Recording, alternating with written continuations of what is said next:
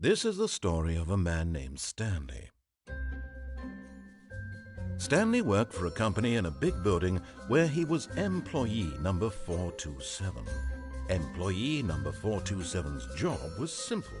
He sat at his desk in room 427 and he pushed buttons on a keyboard. Orders came to him through a monitor on his desk, telling him what buttons to push, how long to push them, and in what order. This is what employee 427 did every day of every month of every year. And although others might have considered it soul-rending, Stanley relished every moment that the orders came in, as though he had been made exactly for this job. And Stanley was happy. And then one day, something very peculiar happened. Something that would forever change Stanley. Something he would never quite forget. He had been at his desk for nearly an hour when he realized that not one single order had arrived on the monitor for him to follow. No one had showed up to give him instructions, call a meeting, or even say hi. Never in all his years at the company had this happened, this complete isolation. Something was very clearly wrong. Shocked, frozen solid, Stanley found himself unable to move for the longest time. But as he came to his wits and regained his senses, he got up from his desk and stepped out of his office.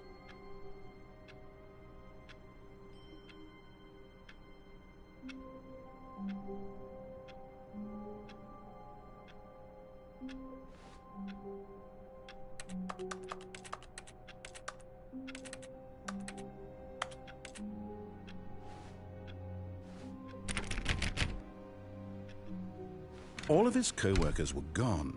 What could it mean? Stanley decided to go to the meeting room. Perhaps he had simply missed a memo. No matter how hard Stanley looked, he couldn't find a trace of his co-workers.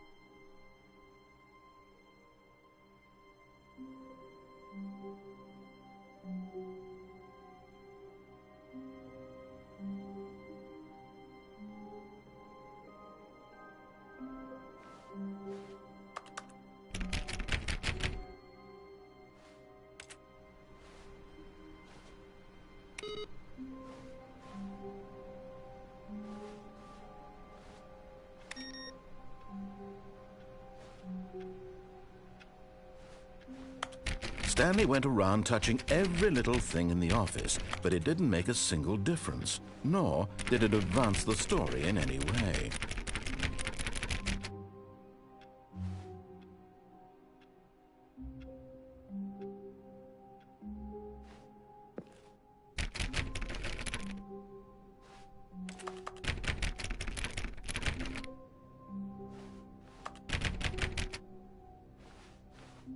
When Stanley came to a set of 2 open doors, he entered the door on his left.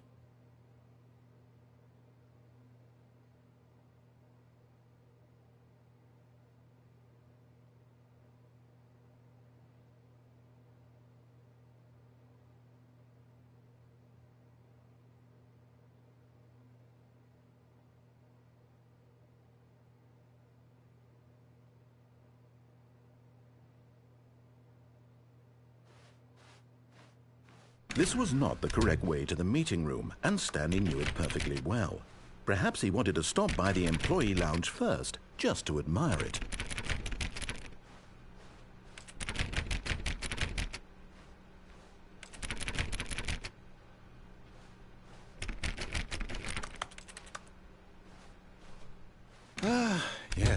truly a room worth admiring. It had really been worth the detour after all, just to spend a few moments here in this immaculate, beautifully constructed room. Stanley simply stood here, drinking it all in.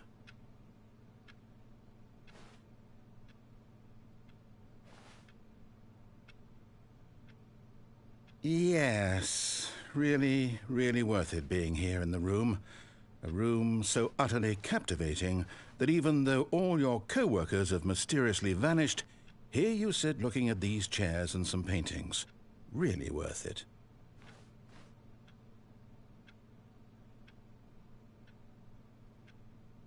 At this point, Stanley's obsession with this room bordered on creepy and reflected poorly on his overall personality. It's possible that this is why everyone left.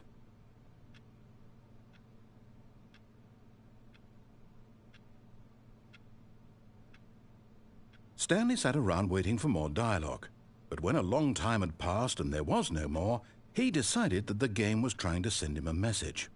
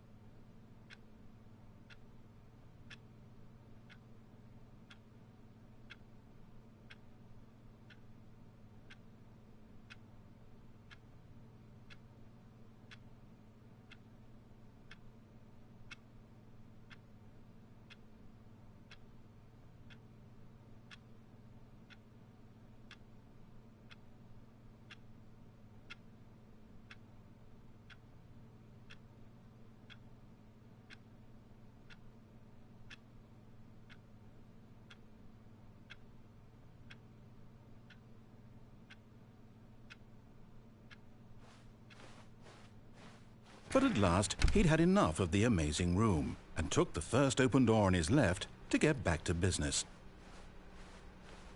Stanley was so bad at following directions, it's incredible he wasn't fired years ago.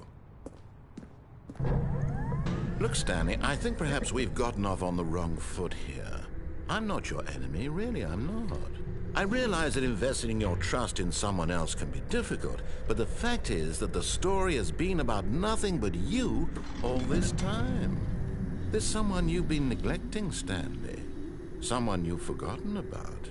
Please, stop trying to make every decision by yourself. Now, I'm not asking for me, I'm asking for her. This is it, Stanley. Your chance to redeem yourself, to put your work aside, to let her back into your life. She's been waiting. That's her, Stanley. You need to be the one to do this, to reach out to her. If you can truly place your faith in another, then pick up the phone.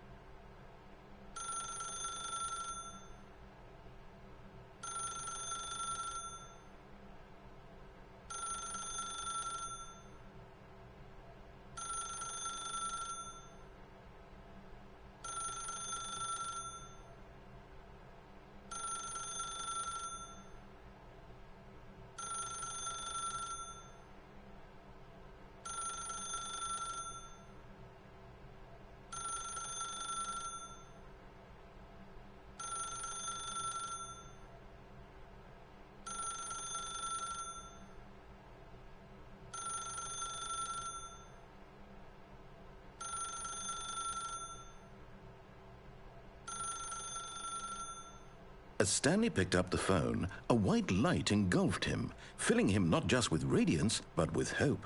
Hope for a life reunited one... Wait. Oh, goodness. Stanley, did you just unplug the phone? No, that wasn't supposed to be a choice. How did you do that? You actually chose incorrectly? I didn't even know that was possible. Let me double check. No, it's definitely here, clear as day. Stanley picks up the phone. He's taken to his apartment where he finds his wife, and the two pledge themselves to one another. Music comes in, fade to white, roll credits. Not picking up the phone is actually somehow an incorrect course of action. How is that even possible? None of these decisions were supposed to mean anything. I don't understand. How on earth are you making meaningful choices? What did you... Wait a second. Did I just see... No, that's not possible. I can't believe it. How had I not noticed it sooner? You're not Stanley. You're a real person.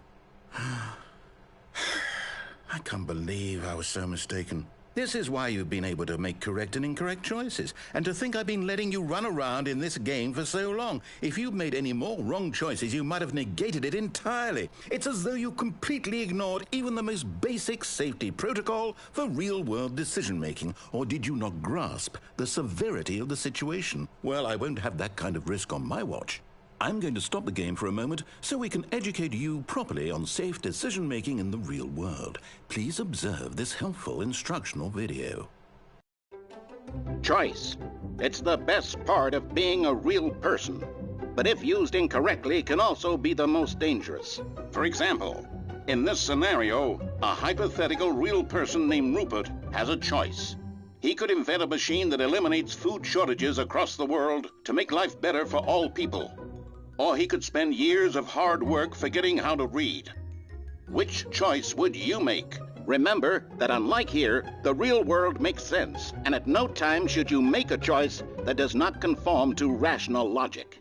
If you find yourself speaking with a person who does not make sense, in all likelihood, that person is not real. Allow the person to finish their thought, then provide an excuse why you cannot continue talking. Turn to a partner and practice saying, "My goodness, is it 4:30? I'm supposed to be having a back, sack, and crack."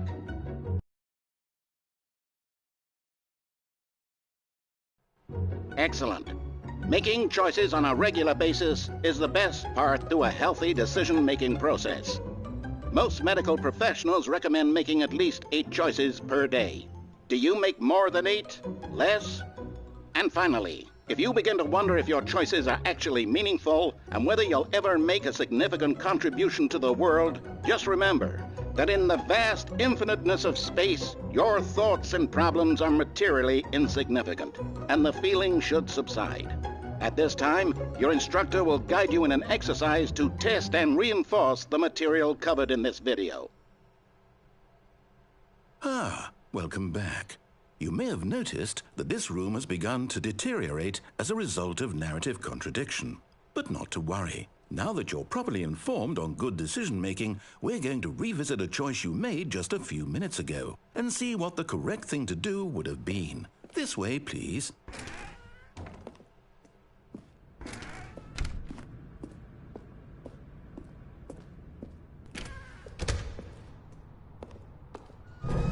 Now that we know your choices are meaningful, we can't have you jumping off the platform and dying. Imagine the main character dying senselessly halfway through the story. That story would make no sense at all. We just need to get you home as soon as possible before the narrative contradiction gets any worse. Unfortunately, it seems this place is not well equipped to deal with reality.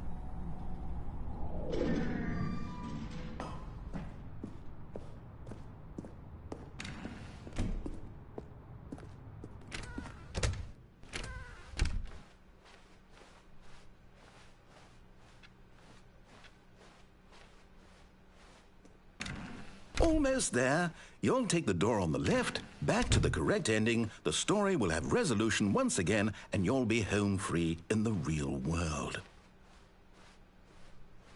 Now remember, all you need to do is behave exactly as Stanley would. That means choosing responsibly and always putting the story first. I'm quite sure you'll be up to the task. Just follow my lead and you'll be fine. All right. When Stanley came to a set of two open doors, he entered the door on his left.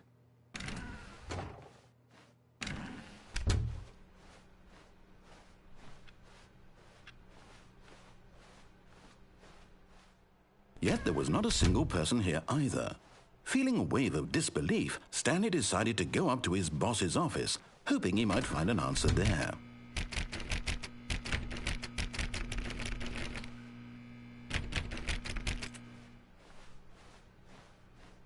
Coming to a staircase, Stanley walked upstairs to his boss's office.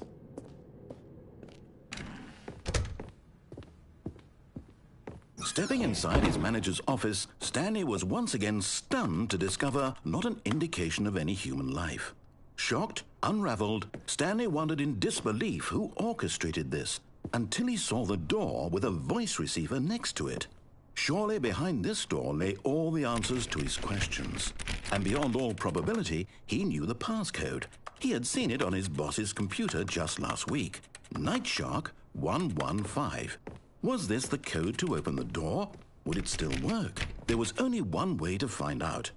Stanley had been trained never to speak up, but now he would draw from within himself the courage to face the unknown. He drew a sharp breath and then spoke the code.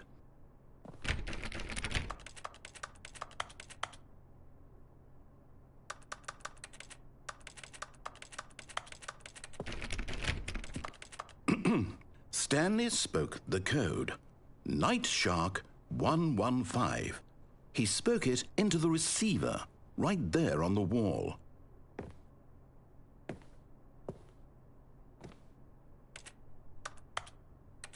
I'm sorry, is there a problem? You didn't mishear me, did you? Please speak the code into the receiver. Otherwise, we can't get on with the story. This is a crucial step.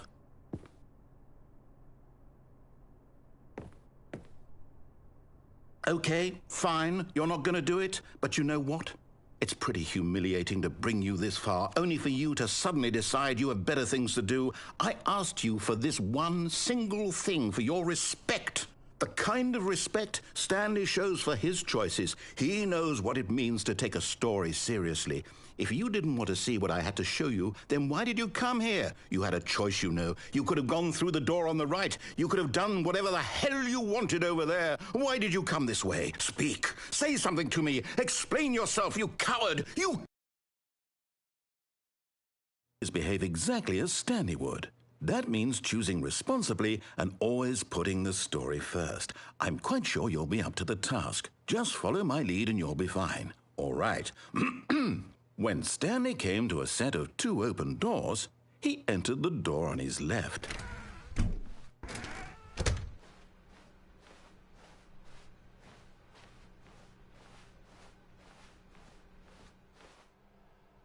Yet there was not a single person here either. Feeling a wave of disbelief, behave exactly as Stanley would. That means choosing responsibly and always putting the story first. I'm quite sure you'll be up to the task. Just follow my lead and you'll be fine. All right. When Stanley came to a set of two open doors, he entered the door on his left.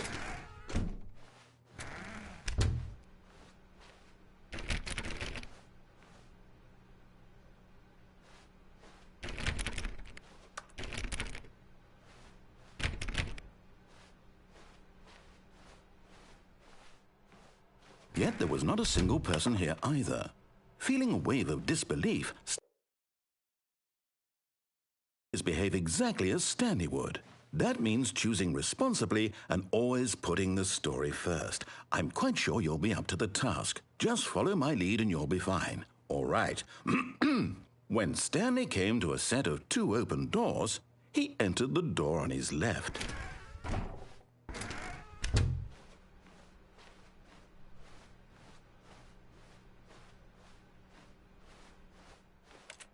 Yet there was not a single person here either. Feeling a wave of disbelief, behave exactly as Stanley would. That means choosing responsibly and always putting the story first. I'm quite sure you'll be up to the task. Just follow my lead and you'll be fine. All right. When Stanley came to a set of 2 open doors, he entered the door on his left.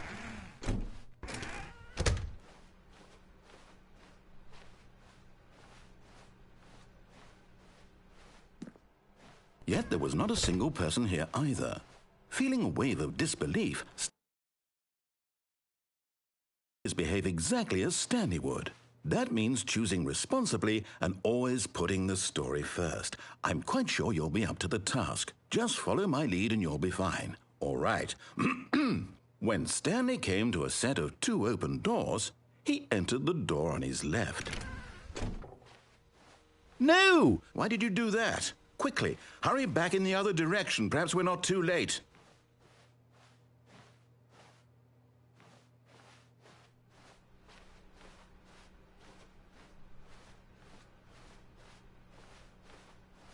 Oh, it's ruined. I can't believe, after everything we talked about, that my story, you've destroyed my work. Why? For what?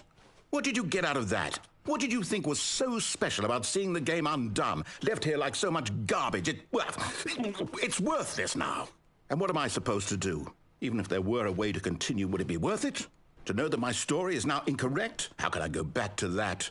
I can't erase that knowledge. I'll have to live with it forever, reliving its impossibility forever. I couldn't live that way. Is it better to shut the game down entirely? To willingly destroy all of my work? I don't know. What's the answer? What do I do? What do I do? What do I... No, I have to. I have to shut the game down. I have to. I have to.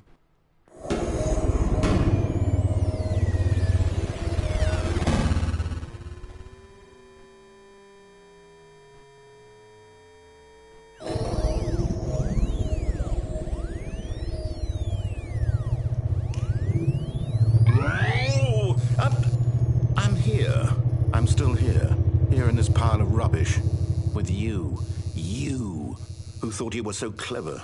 Now look where we are. My entire game is destroyed. It was the only thing in the world that was mine, and you've run it into the ground. What, did you think that would be funny?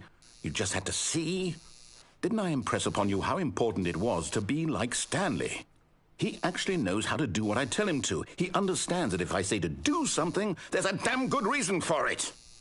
That thought hadn't even occurred to you, had it? That there's a world outside of you? You're a child. Oh, my story.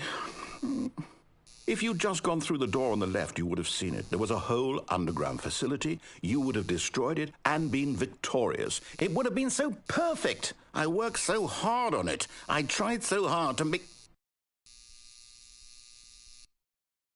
When Stanley came to a set of 2 open doors, he entered the door on his left. Stanley? Hello? Are you... Is everything okay? Stanley, please. I need you to make a choice. I need you to walk through the door. Are you listening to me? Can you hear me? Is everything all right? Stanley, this is important. The story needs you. It needs you to make a decision. It cannot exist without you. Do you understand me? Whatever choice you make is just fine. They're both correct. You cannot be wrong here. We can work together. I'll accept whatever you do. I simply need you to take that step forward, please. Choose. Do something. Anything. This is more important than you can ever know. I need this.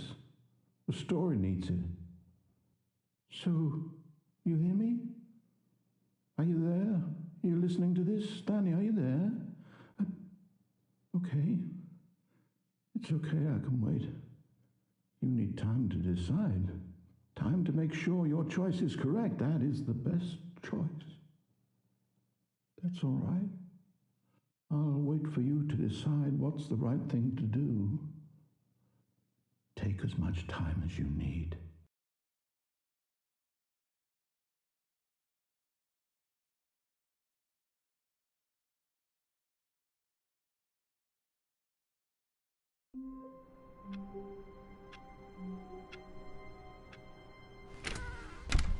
But Stanley simply couldn't handle the pressure. What if he had to make a decision? What if a crucial outcome fell under his responsibility? He had never been trained for that. No. This couldn't go any way except badly. The thing to do now, Stanley thought to himself, is to wait. Nothing will hurt me. Nothing will break me. In here I can be happy forever. I will be happy. Stanley waited. Hours passed, then days. Had years gone by? He no longer had the ability to tell. But the one thing he knew for sure, beyond any doubt, was that if he waited long enough, the answers would come. Eventually, someday, they would arrive. Soon, very soon now, this will end. He will be spoken to. He will be told what to do. Now it's just a little bit closer. Now it's even closer. Here it comes.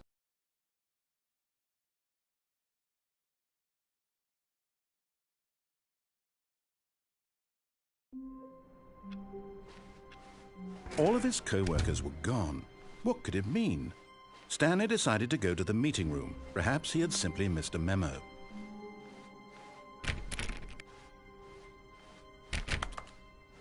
When Stanley came to a set of 2 open doors, this was not the correct way to the meeting room, and Stanley knew it perfectly well. Perhaps he wanted to stop by the employee lounge first, just to admire it. Wow, yes, this room. But eager to get back to business, Stanley took the first open door on his left.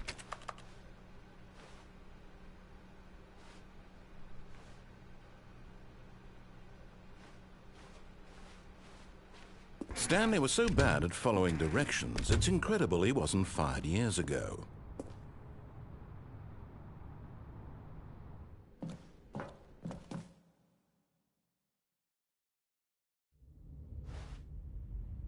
Stanley had now gotten himself so far off the beaten path that it seemed the office had begun. So far off the beaten path that it seemed the office had begun. So far off the beaten path that it seemed the office had begun. So far off the beaten path that it seemed the office had begun. So far off the beaten path that it seemed the office had begun. So far off the beaten path that it seemed the office had begun. So far off the beaten path that it seemed the office had begun. So far off the beaten path that it seemed the office had begun. So far off the beaten path that it seemed the office had begun. So far off the beaten path that it seemed the office had begun. So far off the beaten path that it seemed the office had begun. So far off the beaten. You didn't think I was actually just a recording, did you? What a silly and trite explanation that would be. All the back and forth between you and me, all the absurd adventures we've been through, and it all turns out I'm just a tape recording? It was all just in Stanley's head. I bet that's the kind of twist you think is revelatory. I bet each and every time you watch a movie where it turns out all to be in the main character's imagination, you must absolutely bolt off the couch in pure shock at the phenomenal and intricate storytelling. It must be so simple to be you. Life being an unending waterfall of surprises and delights. How much more exciting you must find the world than the rest of us do. Now I've become sad. Look what you've done to me. This is all your fault.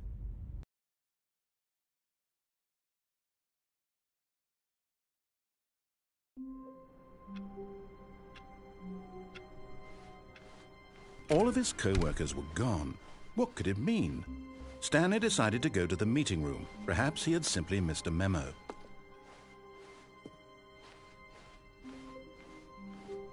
When Stanley came to a set of 2 open doors, this was not the correct way to the meeting room, and Stanley knew it perfectly well. Perhaps he wanted to stop by the employee lounge first, just to admire it. The lounge was sublime, a work of art. But eager to get back to business, Stanley took the first open door on his left. Stanley was so bad at following directions, it's incredible he wasn't fired years ago. Look, Stanley, I think perhaps we've gotten off on the wrong foot here. I'm not your enemy, really, I'm not. I realize that investing your trust in someone else can be difficult, but the fact is that the story has been about nothing but you all this time. There's someone you've been neglecting, Stanley. Someone you've forgotten. What? Really? I was in the middle of something. Do you have zero consideration for others? Are you that convinced that I want something bad to happen to you? Why, I don't know how to convince you of this, but I really do want to help you, to show you something beautiful. Look, let me prove it. Let me prove that I'm on your side. Give me a chance.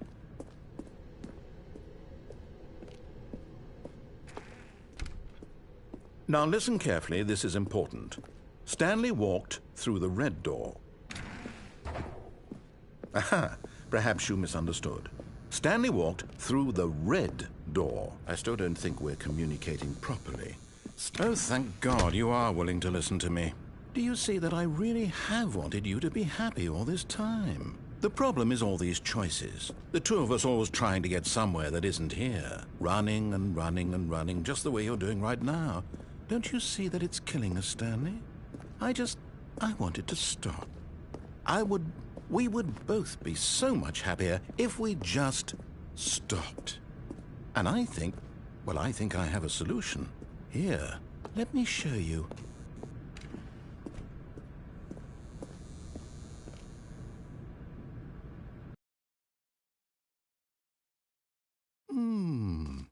What do we want?